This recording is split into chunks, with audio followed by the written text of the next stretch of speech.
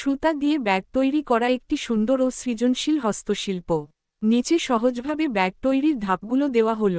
সুতো প্রয়োজনীয় উপকরণ: রঙিন সুতা, কটন বা উল, ক্রোশেট হুক, ক্রোশে হুক সাধারণত 3.5 মিলিমিটার -5 মিলিমিটার, কাঁচি, সূচ, ধারালো মোটা সূচ যদি প্রয়োজন হয়, ব্যাগের হাতল তৈরি করা বা কিনে নেওয়া, ফিতা বা বোতাম ব্যাগ বন্ধের জন্য, সূচ। ব্যাগ তৈরির ধাপ। ধাপ 1: নকশা নির্বাচন। প্রথমে আপনি কেমন ব্যাগ তৈরি করতে চান, ছোট হাত bag, shopping bag, mobile bag ইত্যাদি, তা ঠিক করুন এবং তার জন্য একটি সহজ নকশা বেছে নিন। ধাপ 2: বেস চেইন। Base chain.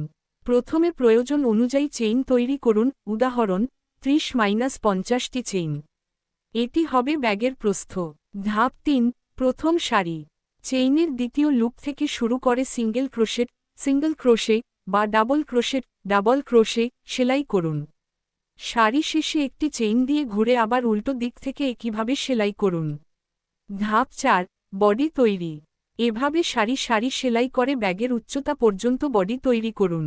ধাপ 5: দুই পাশ সেলাই। ব্যাগের দুই পাশ একসাথে করে সেলাই করে দিন ক্রোশেট বা সুতা দিয়ে। চাইলে আপনি পাশে কিছুটা ফাঁক রেখে দিতে পারেন ডিজাইনের জন্য।